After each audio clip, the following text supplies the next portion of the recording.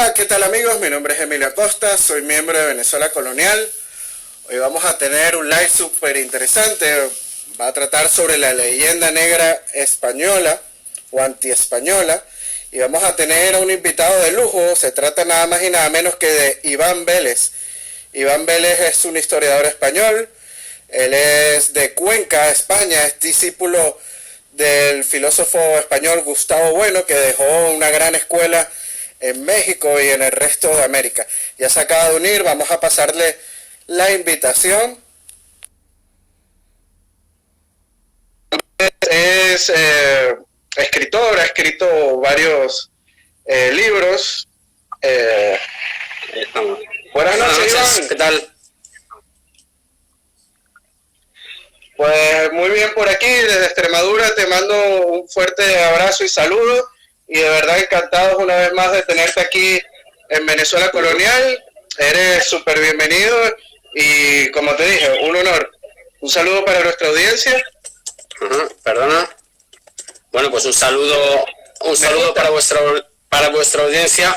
Por cierto, decir que mi madre es extremeña, de un pueblo de Cáceres. Como detalle biográfico, vamos. Ah, bueno, genial. Yo estoy, en la otra provincia, en Badajoz. La provincia de Cortés. Bueno, exacto, donde es Cortés, de Medellín, pero estoy en Zafra, un poquito más al sur. Pues bueno, Iván, vamos a contarle un poco a la audiencia en qué va a tratar el live de hoy. Vamos a estar hablando sobre un tema que es muy importante dentro de la historiografía, que es la leyenda negra, sobre todo lo que es la historiografía hispana. El live va a tratar primero de una breve introducción de mi parte, después vamos a pasar a tu exposición y luego con una ronda de preguntas de nuestro público, ¿vale? Perfecto. Bueno, Iván, hay que primero definir qué significa la leyenda negra. Y la leyenda negra es un movimiento propagandístico anti-español, ¿no? Promovido por escritores ingleses, holandeses, también italianos, que de ahí proviene su origen más que todo, de lo que fue la ocupación de las tropas españolas de Italia, sobre todo lo que es Nápoles, el milanizado, Parma, las islas de Sicilia y Cerdeña, entre otros territorios que tuvo presente España en Italia. Bueno, más que todo la leyenda negra española pues empieza a avanzar fuertemente durante el siglo XVI, ¿no? Que es cuyo siglo de oro de España, y cuyo objeto era reducir el prestigio y la influencia del Imperio Español durante este siglo de oro. A pesar de originarse en tiempos de fuerte rivalidad histórica, ¿no? Comercial y religiosa, además que duró más de 3 siglos junto a otros imperios enemigos, por llamarlo de alguna manera, sobre todo el imperio inglés, el imperio holandés y el francés, entre otros. Hay muchos historiadores que sostenemos que la leyenda negra ha llegado hasta nuestros días, ¿no? De forma de interpretaciones falseadas, de tinte anti-español, sobre todo con muchos episodios. Entre esos episodios tenemos la conquista de América, que en América es el día a día. Cada vez que uno dice que es español, pues siempre inmediatamente te dicen devuélvanos el oro y cosas como el estilo, ¿no? Que a veces no caen tan bien. Y bueno, la Inquisición es otro clásico, la Reconquista, etcétera. Y bueno, el diccionario de la Real Lengua Española dice que la leyenda negra lo define como que el relato desfavorable y generalmente infundado sobre alguien o algo. Así que bueno, a continuación, Iván, las cámaras de Venezuela Colonial son todas tuyas. Muy bien, bueno, pues más o menos lo que has hecho es trazar un poco a grandes rasgos los perfiles de lo que es la leyenda negra. Yo a lo que has dicho añadiría, que creo que es fundamental, que la leyenda negra en este caso tiene una dimensión imperial, es decir, que lo que se ataca es el imperio español. Cierto es que digamos que España se identifica, la España actual, la nación española con ese imperio, pero habría que empezar por decir que no es lo mismo. Es decir, aunque Toledo siga estando en el mismo sitio que estaba en el siglo XV, pues el Toledo actual es una ciudad española, mientras que el Toledo pues de Carlos I de España pues era una urbe dentro de unas estructuras diferentes de cuya transformación pues es tanto la España nación política actual como pues Venezuela mismo. Son sociedades políticas soberanas, naciones políticas reconocidas en el contexto internacional, pero que es un contexto muy diferente al que sirvió casi de excusa y de caldo de cultivo para una leyenda negra que en todo caso habrá que decir que todos los imperios han arrastrado la suya, ¿no? Los griegos, los romanos, etcétera. E incluso algunos personajes tienen su propia leyenda negra. Se ha hablado de la leyenda negra de Alejandro Magno, y en mi caso yo he analizado bastante la leyenda negra relativa a Hernán Cortés, pero si nos damos cuenta, tanto Alejandro como Cortés pues son figuras vinculadas al imperio, es decir, adquieren su verdadera dimensión ligadas a esas estructuras en las cuales se insertan un montón de sociedades. Es en esta dialéctica de imperios en la cual surge esa propaganda negativa, y lo que hace peculiar, lo que hace singular a la leyenda negra antiespañola, a mi juicio, es la persistencia, porque hoy por hoy, no nos engañemos, España es una nación importante por su historia, pero el peso económico o militar que tiene pues es bastante limitado frente a otras, e incluso frente a sociedades hispanas, a naciones hispanas. Estoy pensando, por ejemplo, en México, que tiene una población enormemente superior, y bueno, pues otras que tienen una escala muy parecida. Por ejemplo, Colombia tiene una población similar y bueno, pues una serie de recursos y posición geoestratégica diferente. En fin, que España ya no es hegemónica, pero persiste es vigente todavía, está vigente la leyenda negra. Adelantándome a una posible pregunta, yo diría que esto se debe, pues por supuesto, a su continuidad en el tiempo, como arma propagandística movida por italianos, holandeses, británicos o ingleses y franceses, pero sobre todo a la asunción de sus postulados, no solamente por parte de los españoles, los que tenemos un DNI, un documento nacional de identidad que dice que somos españoles, sino en realidad por gran parte del mundo hispano, y que me parece a mí que es lo más grave del asunto, que piensen, o sea, que se siga escuchando eso de que nos llevamos el oro, cuando en primer lugar lo que más nos vino a España es plata, y en segundo lo que venía era el quinto real. Vamos a ir avanzando. El quinto real, precisamente porque en el antiguo régimen había un soberano con un poder muy diferente al que tiene actualmente.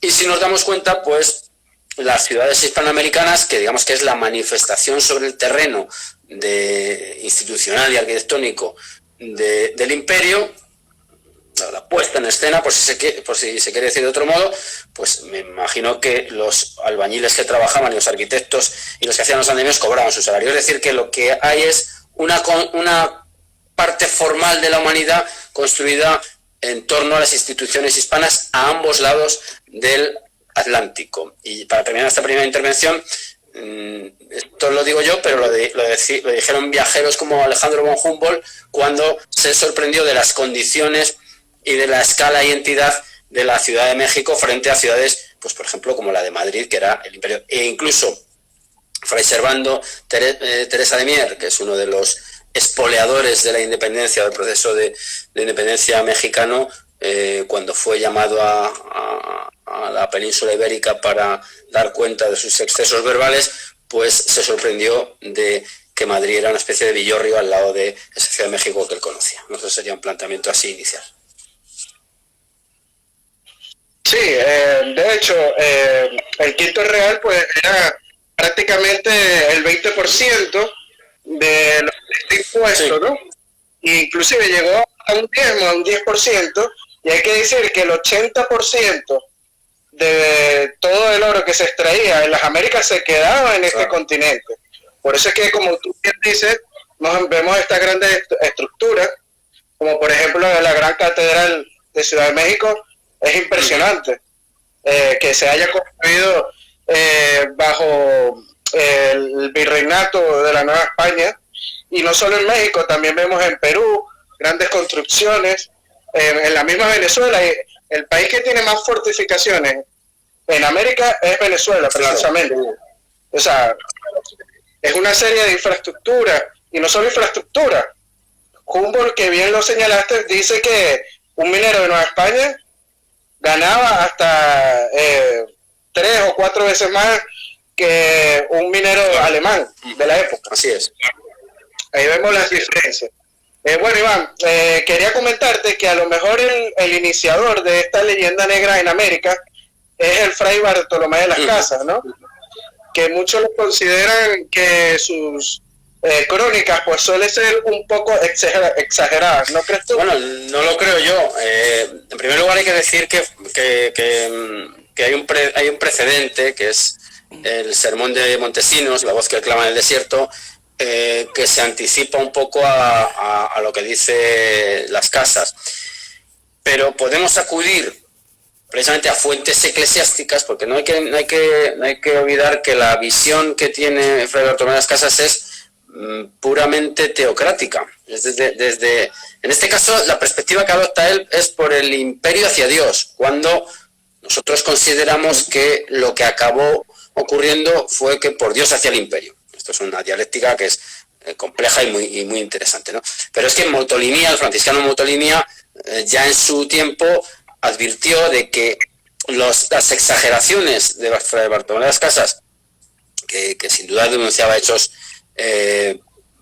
negativos y execrables en algunos casos, esas exageraciones en manos de potencias enemigas harían mucho daño al imperio, y así fue. Es decir, que otro de los atributos de la leyenda negra es que la munición, digamos, o los argumentos, en muchas ocasiones los dan los propios españoles. En el caso de las Indias, Fray Bartolomé de las Casas, y en el caso de la Inquisición, que es otro tema netamente negro legendario, el que da toda la carnaza, por decirlo de algún modo, pues es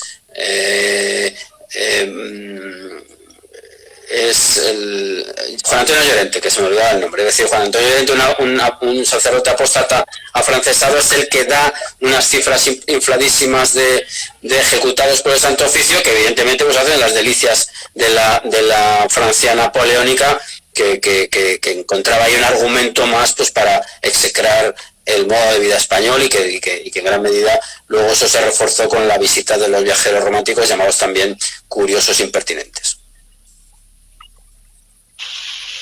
Sí, no solo Fray Bartolomé de las Casas vemos como uno de los principales autores del inicio de la leyenda negra, también vemos que hay gente en el otro charco que toma las cifras de la Inquisición como millones de muertos, cuando eso no ha sido así. La Inquisición española, pues según Henry Kamen, este historiador inglés, dice que no pasa de 2.000 personas, ¿no? No, las cifras son... Las cifras son... Es un mundo controvertido porque pues no se dispone de todos los archivos, pero las indagaciones más potentes, que las ha hecho un español llamado Contreras, cuya obra recomiendo, pues hablan de un nivel de ejecuciones bastante más bajo del que se supone. Decir una cifra exacta es quizá un poco aventurado, pero bueno, podemos decir probablemente que la Inquisición acabó con, no sé, 2 personas al año, no recuerdo, pero ahora mismo podríamos hablar de 3.000 y pico ejecutados. Pero cuidado, hay que decir una cosa. La idea de tolerancia que hoy se maneja con tanta familiaridad no existía en aquel momento. No podemos actuar con ese presentismo y exigirle a gentes de hace 5 siglos pues que tuvieran, que concibieran otras formas de otros cánones de persona que no estuvieran ajustados a los del ideal cristiano. Es que sin eso, si perdemos de vista eso, no hay manera de abordar el material historiográfico. Entonces, la Inquisición dura mucho tiempo y tiene efectos, está instrumentalizada en algunos casos, evidentísimamente, como es lógico, porque era un tribunal pues dirigido por gentes poderosas, política y eclesiásticamente, pero gozaba de bastante aceptación popular. La prueba es pues que existían denuncias que no todas eran motivadas evidentemente por ajustes de cuenta, y que a los autos de fe pues acudía mucha gente. Yo creo que un tribunal que fuera absolutamente opuesto a la mentalidad de la época, pues hubiera tenido al pueblo de espaldas. Entonces, bueno, eso es un tema negro legendario por antonomasia, y ya digo, las cifras, yo no quiero decir ninguna cifra, pero vamos a decir, por ejemplo, 3.000 personas.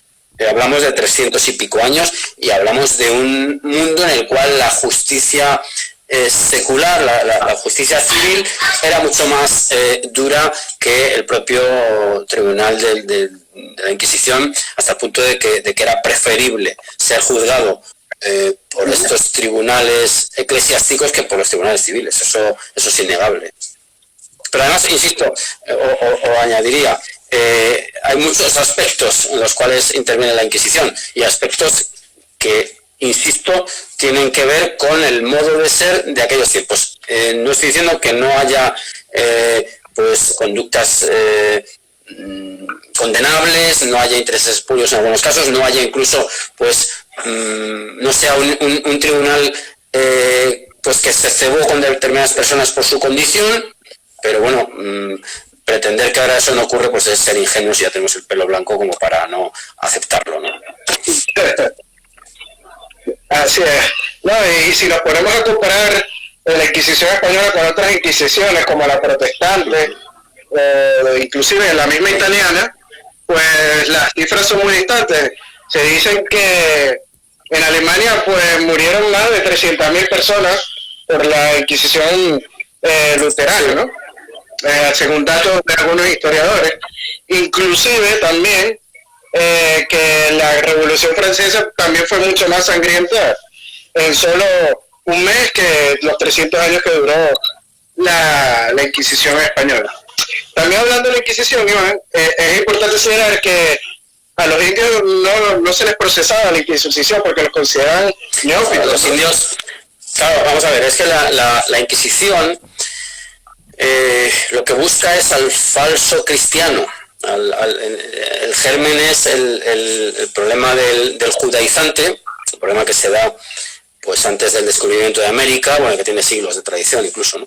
Adelanto, por cierto, que voy a sacar un libro al respecto dentro de mes y medio, sobre la Inquisición y Torquemada en particular. Vamos a ver, el problema es que se persigue la herejía.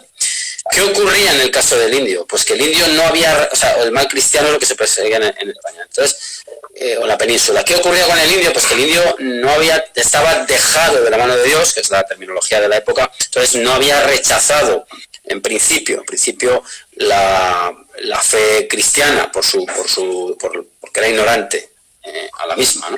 Claro, el indio quedaba fuera de esa jurisdicción, con lo cual pues claro, en el caso americano pues no nos encontramos con un problema de la escala que tuvo en la España peninsular. Hay que decir, como bien ha señalado, que, y volvemos otra vez a la singularidad del caso de la leyenda negra antiespañola, pues que hubo tribunales de la fe, vamos a llamarlo de la fe, en toda Europa, y que se produjeron ejecuciones, en algunos casos masivas. Y en lo que respecta al caso español, que todos sabemos que se produjeron expulsiones tanto de judíos que luego pudieron volver si se convertían, y de hecho hay casos, un año después de la expulsión ya se conocen casos de judíos que se han convertido y que vuelven a los reinos españoles cristianos. Luego se produce el caso de los moriscos y algunos otros casos, bueno, de determinados colectivos, ¿no? Estoy pensando, por ejemplo, los gitanos errantes, ¿no? Bueno, con todo lo que podamos criticar estas medidas y todo lo dolorosas que fueron, que sin duda lo fueron, lo que en España no se produjeron fueron guerras de religión de la escala de la que culminó con la matanza de San Bartolomé en Francia. Es decir, que las cajas de brujas, eso sería otro aspecto que tendría que ver más con la superstición y con la solidez de los fundamentos del cristianismo hispano con respecto al supersticioso cristianismo europeo. Lo que no hubo es esa caza de brujas que se produjo en el centro de Europa. Correcto. No, y las cifras en América, creo que de personas que fueron ajusticiadas por la Inquisición no pasa de 100, es muy bajo. En Venezuela creo que son 6 personas nada más que ajusticiaron por ser herejes.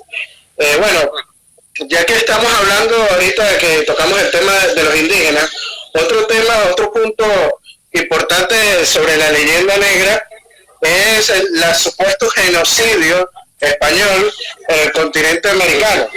Inclusive vemos políticos como Nicolás Maduro o Hugo Chávez diciendo que hubieron más de 100 millones de muertos, cifras súper exageradas. Cuando esto suele ser falso, ¿no, Iván?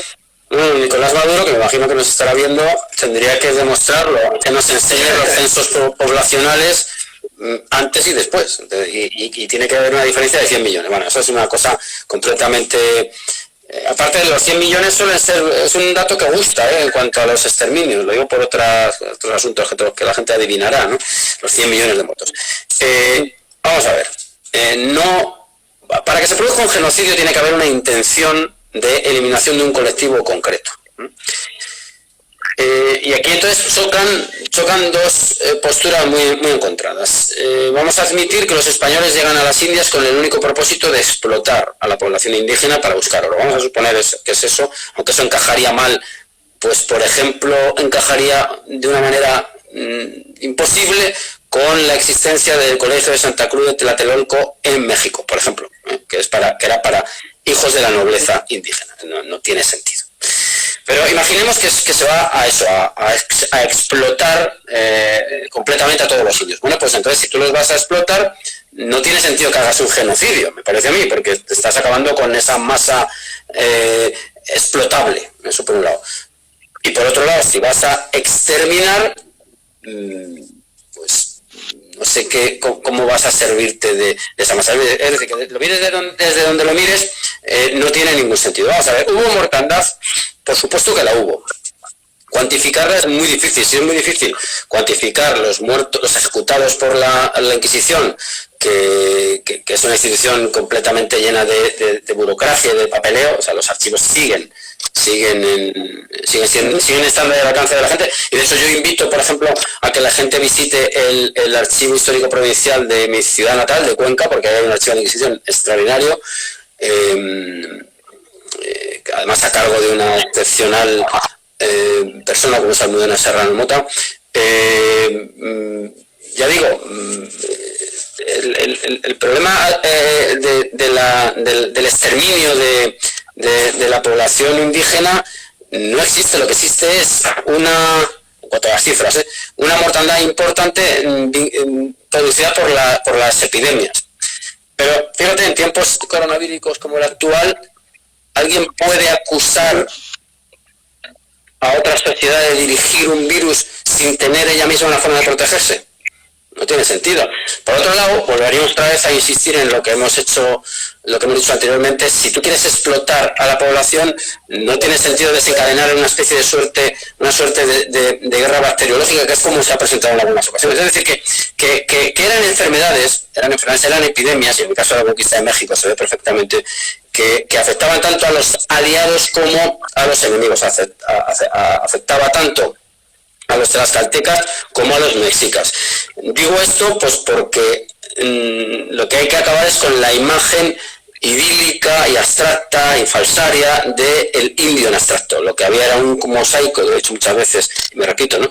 Había un mosaico de sociedades con unas relaciones muy complejas de explotación y subordinación en gran medida, como es lógico y normal, porque estamos entre humanos, no entre arcángeles, y entonces hay unas sociedades que se alían con los españoles, pero mueren también muchos de ellos a causa de unas enfermedades para las cuales ellos no están preparados, con lo cual no tiene sentido hablar, para resumir mi respuesta, para sintetizar, no tiene sentido hablar del genocidio indígena, y muchísimo menos aventurar cifras pues de 100 millones de muertos, y por qué no 84 y por qué no 3, es decir, no tiene, aunque sí que es cierto que se han hecho estimaciones y desde luego la mortandad indígena es muy inferior. Sí, y también hay que decir que los españoles sufrían también de enfermedades que no conocían, que estaban en el Nuevo Mundo, por ejemplo, la malaria, o como puede ser también, se dice que la gonorrea, porque eso no está muy seguro, y otro tipo de enfermedades que supuestamente no tenían las defensas suficientes para enfrentarlas, ¿no? Pero hay que decir que España, al ver un supuesto abuso sobre alguno de estos pueblos, pues creó las leyes de Indias para protegerlos, un cuerpo de ley que fue muy exitoso, que hay viajeros ingleses como Henry Hans, en el siglo XVI en Nueva España, que dicen que los jueces españoles perseguían y castigaban a cualquier persona que cometiera un abuso con un indígena con toda la fuerza de la ley, ¿no, Iván? Hay unas leyes de Indias desde el propio testamento de Isabel la Católica, hay un corpus legal que va buscando la protección del indio, pero por motivos evidentes. El indio era súbdito de la corona española, entonces, y de hecho la caída en desgracia de Colón se produce precisamente pues por su intento de esclavizar a esa población. Entonces la reina reacciona y evidentemente se producen abusos. Si es que yo no voy a negarlo, vamos, sería absurdo, ¿no? Sería una locura negarlo, ¿no? Pero el hecho de que exista una legislación en constante evolución da cuenta de hasta qué punto el problema del indio preocupaba y se trataban de tomar medidas. Ojo, hay conquistadores que vuelven a España y acaban muy mal, en virtud de sus excesos. Estoy pensando en Nuño de Guzmán, por ejemplo, ¿no? Es decir, que no olvidemos que los españoles, los conquistadores, eran sometidos a un juicio de residencia y ahí pues si aparecían graves excesos eran castigados por ellos. En la ley es evidente que salvaguarda al indio, lo cual no quiere decir que no se la salten, que no se burlen en determinadas ocasiones, como ocurre hoy con cualquier otra ley. Yo cuando voy por la autopista 120 hay veces que paso de 120, eso ya lo admito, ¿no? Entonces quiero decir que la ley se cumple o no, está ahí la fuerza de obligar siempre detrás o no, en virtud de la potencia que se tengan, pero lo que no se puede negar es que había una protección del indio, y no hay más que ver que además los linajes distinguidos, porque esto también hay que señalarlo. Estamos en una sociedad, en la sociedad del antiguo régimen, donde la estratificación social tiene una plena vigencia. Lo que sí vemos es la incorporación de noblezas incas y mexicas y de otras naciones étnicas que ascienden en la escala social y que se producen matrimonios mixtos a estas determinadas escalas y, por supuesto, a escalas más bajas. No, y hoy en día lo vemos en Hispanoamérica, en comparación con los países de Norteamérica, o sea, Estados Unidos y Canadá, la población mestiza es sumamente amplia, y uno se puede dar cuenta que ese supuesto genocidio pues no existió, ¿no? En Estados Unidos los pocos indios que quedan están en reservas y son muy, muy ínfimos.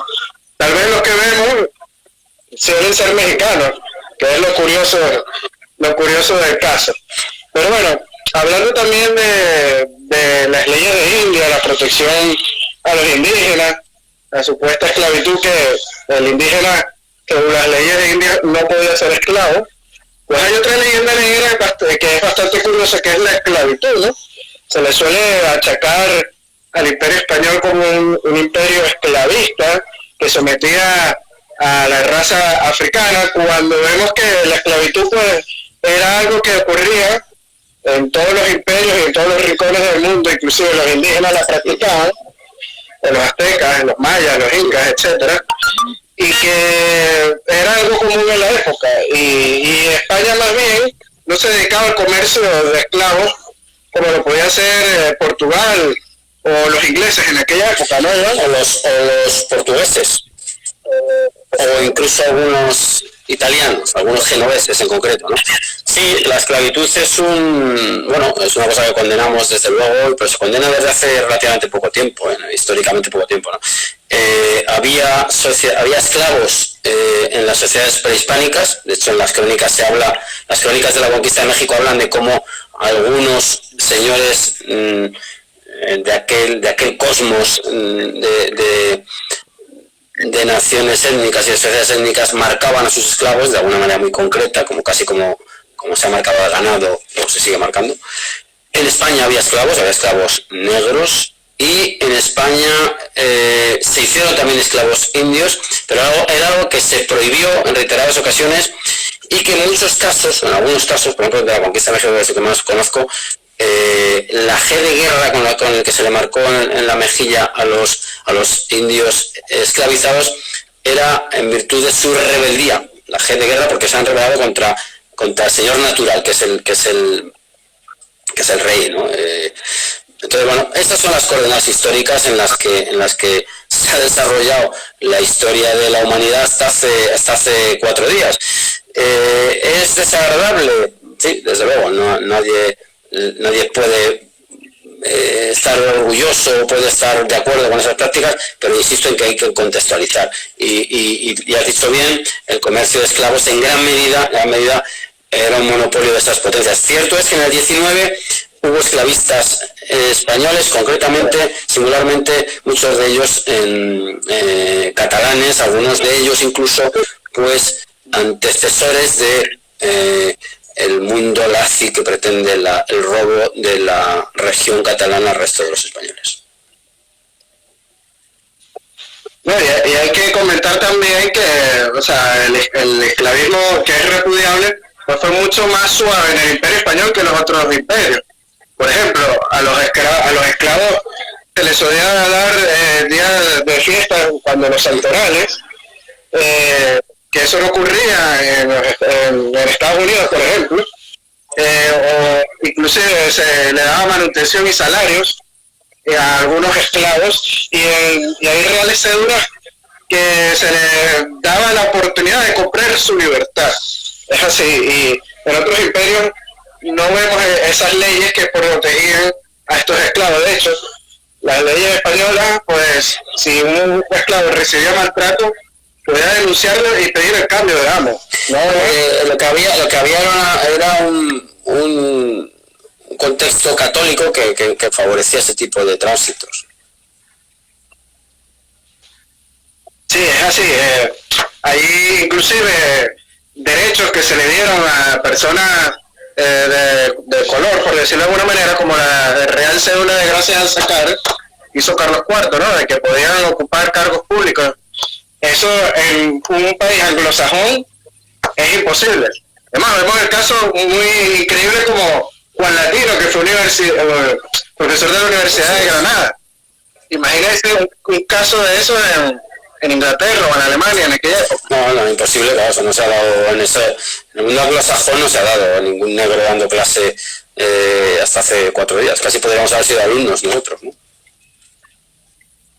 Sí, correcto. O sea que y hay ejemplos como el Foremost en la Florida, que había muchos esclavos que escapaban de Norteamérica y se quedaban y fundaron esta ciudad y se tomaron bajo la protección de Carlos IV contra el de ser católicos y proteger a la hispanidad o a la monarquía católica, por decirlo de alguna manera.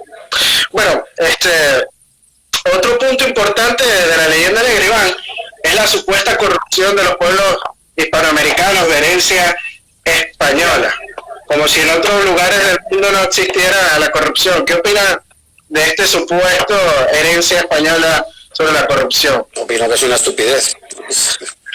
Es que no conozco ninguna sociedad que no sea que no tenga casos de corrupción. Hombre, vamos a ver, eso también tiene que ver con el prisma católico, es decir, una sociedad calvinista que tiene un vínculo del individuo con Dios directamente y que Dios ve a través, digamos, de las paredes y que no tiene intermediación de la Iglesia, pues se presta quizá menos a la corrupción, pero bueno, también es cierto que esas sociedades pues incurren en otros graves problemas que a mi juicio son peores todavía, ¿no? Y de hecho es de lo que estamos hablando en esta conversación. Son sociedades donde ha habido pues una presencia de la superstición verdaderamente sonrojante y que, bueno, en el caso esclavista que estás tú diciendo, yo creo que corrupción, pues no. Aparte de que la corrupción habría que afinar mucho, ¿eh? ¿Qué significa corrupción? ¿Qué significa corrupción? Por ejemplo, vamos a denunciar una corrupción gravísima, todo lo que hizo Inglaterra en el siglo finales del 18 y 19, sobornando a grandes próceres de las naciones hispanoamericanas. Estoy pensando en San Martín, al que se le ofreció elegir el palacio inglés en el que quisiera vivir. Para mí eso es una corrupción, vamos, de manual, absolutamente de manual.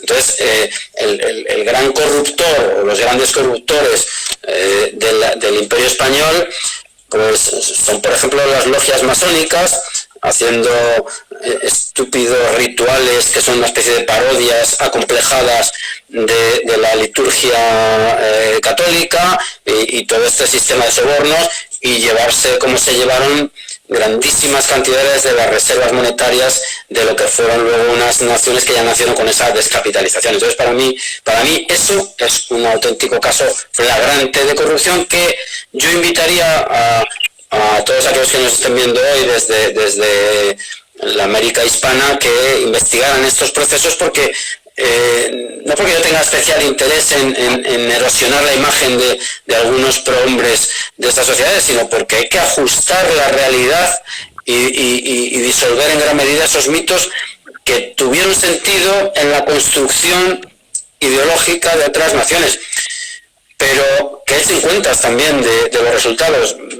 Concretamente, hace unos años estuve estudiando el caso de un ministro español llamado Facundo Goñi, un ministro navarro, que fue mandado a Centroamérica para establecer relaciones con Costa Rica, con Nicaragua, con Guatemala, y en una reunión con otros ministros de exteriores, como llamaríamos hoy, pues estos ministros hispanos le dijeron algo así como, pues sí, queríamos emanciparnos, pero ahora tenemos la bota filibustera, en este caso de los Estados Unidos, sobre nosotros, de la América anglosajona, protestante, angloparlante, pues que ha causado, pues como ya sabemos, en Centroamérica graves problemas con esa atomización de las naciones, y en Hispanoamérica, en el cono sur, perdón, pues ya sabemos hacia dónde se han ido grandes reservas, y cómo todavía siguen agitando por la vía del indigenismo la disolución de las naciones. Estoy pensando, por ejemplo, en quién está detrás del movimiento mapuche. Entonces,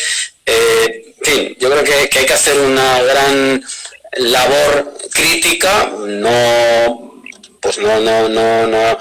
crear una leyenda rosa, a mí eso no me interesa en absoluto, pero no ser ingenuos y darnos cuenta de que la penetración de las iglesias evangélicas no es casual, y que no busca precisamente pues la salvación de almas, sino otras cosas más turbias, ¿no? Bueno, eso es un comentario que hago al respecto de la corrupción. Bueno, y hay que señalar también que este problema de la corrupción, el Imperio Español trató de perseguirlo, pues estuvieron los juicios de residencia, como bien apuntaste anteriormente, que no era perfecto, pero se solía castigar si se tenían pruebas de corrupción a los virreyes, por ejemplo, o también estaban los visitadores, etcétera. O sea, tenía un cuerpo anticorrupción que trató de acabar con esta lacra, y que justamente después de las independencias se acabaron estos tipos de controles, y ahí hubieron desastres. Vemos como Bolívar, por ejemplo, se apropió de 500,000 pesos en la Casa de la Moneda de Bogotá cuando sitió Bogotá, y ahí no hubo control de nada. Nadie. Le faltó a Bolívar una figura que era común en las conquistas, que era la figura del veedor, que tenía que ver pues que las cosas se hacían bien, ¿no? Pero bueno, en fin, son pues armas ideológicas lanzadas contra un pasado imperial que se quiere olvidar, para dar paso a esas supuestas relucientes naciones nuevas, pues en las cuales había muchos intereses, ¿no? Conste que yo reivindico el Imperio Español como un sustrato importante. No estoy en ningún momento pretendiendo la majadería de que España tenga que reconstruirlo, y mucho menos liderarlo. Simplemente estoy diciendo que hay cosas comunes y operaciones que han tratado de destruir, erosionar esa gran unidad con sus peculiaridades y complejidad que era el mundo hispano, ¿no? Y que, bueno, además a la prueba de que es una grandeza es que hoy estamos hablando por las redes a ambos lados del océano, y hablamos y nos entendemos todos, ¿verdad? Así es, Iván. Bueno, vamos a tocar un último punto de la leyenda negra que es común antes de entrar a la ronda de preguntas, que es las independencias, ¿no? Las independencias se suele tener un mito de que era España que tenía bajo el yugo a los países hispanoamericanos, y los tenía bajo ocupación, y cuando nos ponemos a analizar la guerra de independencia, el bando realista pues estaba compuesto prácticamente el 80% de tropas criollas o americanas, y el bando llamado patriota o los insurgentes, pues vemos inclusive que está lleno de ingleses, o mercenarios ingleses, irlandeses, etcétera, ¿no, Iván? Claro, en realidad son guerras que, bueno, solo de manera retrospectiva se pueden llamar de independencia, ¿no? Porque digamos que el proceso, las unidades territoriales que se buscaban no son las que luego fueron, ¿eh? Eso es bien sabido. Y son guerras que en realidad son prácticamente guerras civiles en un contexto criollo en gran medida, que se dan además en un contexto, a la redundancia, más complejo, con una metrópoli que está en manos de Napoleón, que está sufriendo ya una grave erosión, y que bueno, pues que ambos lados, y que lo curioso es que a ambos lados del océano la metodología, el mecanismo que se acciona, el Pactus Translationis, entra en acción. Es decir, lo hemos dicho muchas veces, si en lo que estábamos basados son doctrinas que muy bien expuestas por Francisco Suárez en su momento, es esa entrega de la soberanía que viene de Dios al pueblo, y que el pueblo ha entregado al monarca. Claro, el monarca está cautivo en Bayona, entonces esas juntas urbanas criollas son las que reclaman esa soberanía, el regreso de esa soberanía, la devolución de esa soberanía, ¿no? Que en ningún momento puede entregársele a un Napoleón que además se le considera un tirano e incluso un anticristo. Es decir, que ahí se mezclan, son argumentos que, digamos, escolásticos los que están funcionando. Yo hace tiempo, y como esto se llama Venezuela colonial, que ya sabes que no me gusta lo de colonial, yo creo que eso tendríais que llamarlo de otra manera, Venezuela virreinal o Venezuela simplemente, ¿no? Bueno, estudiando la obra de Rufino Blanco Fombona, él tiene pues lo que yo llamé la tesis del engaño, él reconociendo pues que aunque digamos que la ortodoxia de aquel fenómeno va ligada a la recuperación de esa soberanía, lo que había era intereses espurios de determinados colectivos, familiares, oligárquicos, incluso de ciudades entre ciudades. Es decir, es diferente lo que ocurre en Guayaquil de lo que ocurre en Quito, para que se vea que no hay un Ecuador preexistente en manos de los españoles que luego se libera. Entonces, bueno, pues yo creo que ese también es un asunto que conviene tratar con mucha prudencia, porque, insisto, no hay unas naciones, por mucho que se les quiera revestir de atributos prehispánicos indígenas muy buscados, pues no existían esas unidades, sino que esas unidades las configura precisamente las instituciones hispanas imperiales, y son las que luego, en algunos casos, continúan y en otros se reformulan y se reconstruyen. No, y es así, hay que decir que también en América las provincias americanas tenían los mismos derechos que las provincias peninsulares. Estaban en igualdad de condiciones, y que no había ningún yugo, pues bajo la ley eran iguales. Sí, aun cuando hay que añadir también que evidentemente había muchos casos pues de que el gachupín o chapetón, que son los nombres que se dan a los españoles peninsulares, pues llegaba allí a veces sobre todo con la reforma borbónica, pues con una serie de prebendas que crearon la animadversión de sus pares hispanos. Pero bueno, yo no niego en absoluto todas las anomalías y todas las cosas absolutamente criticables, pero a grandes rasgos pues sí que es evidente que no hay unas naciones prehispánicas subyugadas que luego se recuperan en el siglo XIX. Eso es un relato, ahora que esto del relato gusta tanto, sobre todo los postmodernos, pues que se elabora ad hoc de unos procesos que son mucho más complejos y que duran mucho más en el tiempo de lo que parece. Perfecto. Vale, Iván, ¿qué te parece si vamos a una ronda de preguntas de nuestro público? Vale, estupendo. Perfecto, bueno, tenemos varias preguntas. Pregunta Vinibis. Iván, ¿crees que las actuales élites separatistas catalanas se nutren directamente de esa leyenda negra y esas prácticas propagandísticas que llevaron a cabo los orangistas de Flandes hace siglos? Bueno, más que... Yo no pienso que se inspiren directamente los orangistas, ¿no? Yo creo que lo que sí creo es que en Cataluña, por muchos motivos, pues hay un proceso en marcha de secesión, de robo del territorio español, hay que decir las cosas con todas las letras, y desde luego tiene un sustrato y un origen netamente racista, que luego desemboca en un supremacismo cultural, un estúpido europeísmo que demuestra pues el aldeanismo de muchos de esos individuos avecindados en Cataluña, creyendo pues que en Europa van a pintar algo cuando van a ser pues una especie de colonia o de sitio para la rapacidad pues alemana o británica o francesa. Y el modelo y para vincularlo a lo que estamos hablando hoy, yo creo que hay un proceso que tiene también bastantes concomitancias con lo ocurrido en la América hispana, Esas emancipaciones, digamos, que no acabaron del todo bien en algunos casos. No hay más que ver el caso de México, que perdió un 40% de su territorio después de haber adquirido esa libertad que era provisoria, ¿no? Yo creo que desde luego lo que hay ahí es un caso flagrante de hispanofobia, dirigido por las instituciones, respaldado por el gobierno central, que en su irresponsabilidad y oportunismo le ha entregado la educación, la lengua y los medios de comunicación y la acción exterior a esos españoles enfermos, y los efectos pues ya veremos cuáles son. Yo desde luego peleo para que esos individuos no se acaben alzando con la tierra, que es un lema muy del 16. Vale, pasamos a otra pregunta, Iván. Pregunta Vinibis.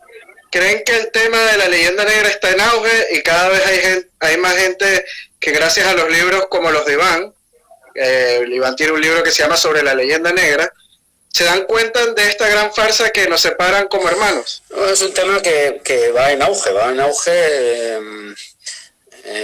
y que tiene que ver, pues, entre otras cosas, pues con la crisis que se atraviesa, por ejemplo, en España, la crisis que se atraviesa en grandes sectores de la América hispana, donde pues hay unas enormes transformaciones, esa que he señalado yo del evangelismo, tienen mucho que ver con todos estos procesos. Y luego además hay pues quizá una reacción a toda esta propaganda negativa y un interés por las fuentes. Yo siempre digo que creo que tanto España como el resto de naciones hispanoamericanas deberían tener una política potente y deliberadamente estratégica de cultivo y de investigación y de divulgación de las fuentes históricas primarias, es decir, de los archivos, porque solo de ese modo conoceremos la verdad de lo ocurrido y podremos separar lo legendario de lo histórico. Yo creo que nos va mucho del futuro en ello. Entonces yo creo que sí, que hay un auge de estos estudios. Siempre hay que intentar no dulcificar el pasado de una manera excesiva y buscar pues el rigor, y creo que en eso estamos a uno, ¿no? Vale, vamos a pasar a otra pregunta. Pregunta Oleaje 1. ¿Qué opinas sobre la brevísima de Fray Bartolomé? Bueno, estuvimos comentando algo de eso. Bueno, opino que es muy excesiva, ¿no? O sea, cuando dice que los españoles se lanzaban sobre los indios eran mansos cordelos sobre los que acometían crudelísimos lobos, pues hombre, él mismo sufrió en sus carnes, en las carnes de su proyecto en la selva lacandona, pues el canibalismo y la ferocidad de aquellos indígenas. No eran en absoluto mansos corderos, ni mucho menos, ¿no? Entonces creo que es una obra que probablemente tenía buenas intenciones, pero que fue excesiva, ¿no? Y que además buscaba un proyecto teocrático, hay que decirlo también. Vale, pasamos a la siguiente pregunta. Pregunta Luis Eduardo de Armas. Si no hubieran tenido éxito los movimientos de subversión antimonárquicos, ¿aún España tendría el control de estas tierras o por lo menos de gran parte? No se sabe. Eso ya es fantasía. Bueno. ¿Qué hubiera pasado? Pues nadie lo sabe, ¿no?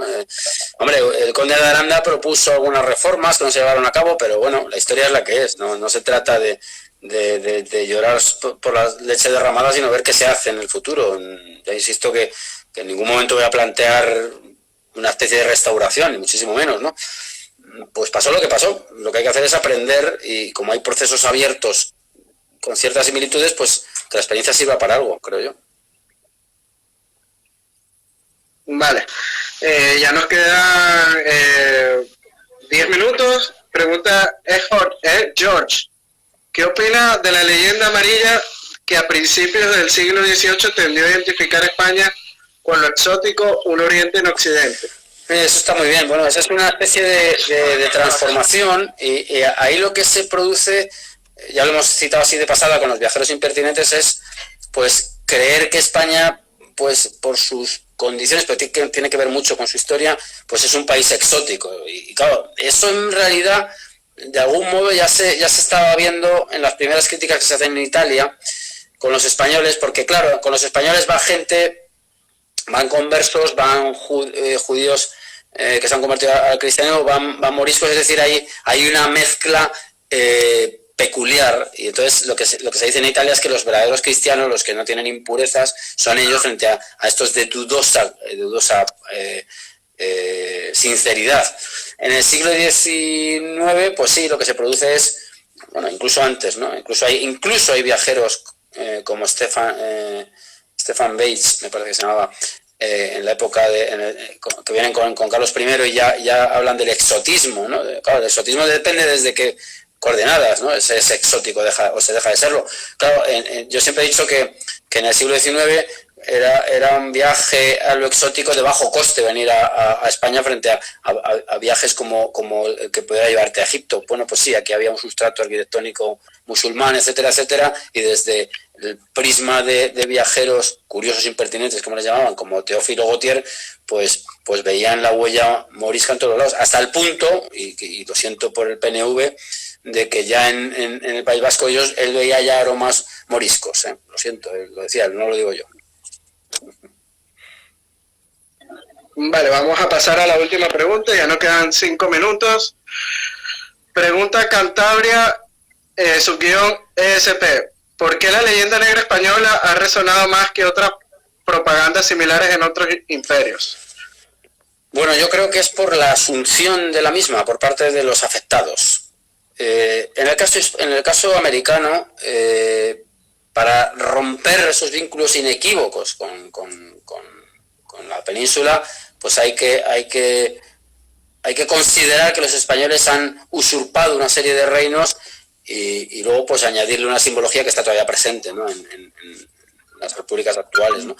Y en el caso español, pues como hay, sobre todo a partir del 19, un antagonismo, liberales frente a reaccionarios, vamos a llamarlo así, se van produciendo eso que se llaman dos Españas, que luego se multiplican en muchas más, y con un proceso muy complejo, en el cual además pues la derecha primaria es la que por miedo precisamente a determinado tipo de liberalismo, no el anarcoliberalismo que tan de moda está, pues recuperan o buscan unos esencialismos pues que conducen con la concatenación de factores o de intereses espurios de ciertas élites, algunas de ellas que se habían hecho de oro en las Indias, pues se produce una especie de tormenta perfecta mezclada con elementos racistas que ya estaban algunos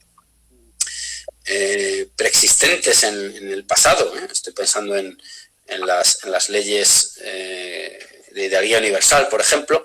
Pues bueno, todo ese amasijo de intereses y de argumentos ideológicos conducen en el caso español pues a la búsqueda de elementos netamente hispanófobos para pues construir naciones teóricamente pues sometidas al yugo español, que ya no se sabe dónde está el yugo español, porque resulta que toda región busca una señal de identidad estrambóticas que le distancien de España y sobre todo del proyecto imperial, que esa yo creo que es la clave de todo esto.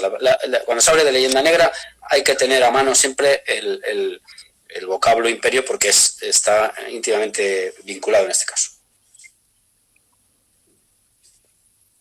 Bueno, ya nos quedan ya 2 minutos, Iván. De verdad que encantado una vez más de tenerte el día de hoy con nosotros como invitado. Para nosotros es un lujo y un gran honor. Y bueno, esperamos que pronto poder contar otra vez de nuevo contigo. Tienes las puertas abiertas de Venezuela Colonial para cuando quieras. De verdad es un placer tenerte aquí. Y bueno, las cámaras de Venezuela Colonial son todas tuyas. Para pues un saludo a los que hayáis asistido y bueno, pues encantado de haber estado hasta ahora con vosotros y animo a todo el mundo a que siga trabajando en estos temas porque son realmente apasionantes. Pues muchísimas gracias, Iván, de verdad te mando un fuerte abrazo. Me imagino que estás en Madrid, ¿no? Sí, en Madrid, sí. Bueno, un fuerte abrazo hasta Madrid y bueno, como te he dicho, las páginas de Venezuela Colonial son todas tuyas, pueden seguirte en las redes sociales, en tu cuenta de Instagram, que es Iván1972, ¿no? Iván 1972.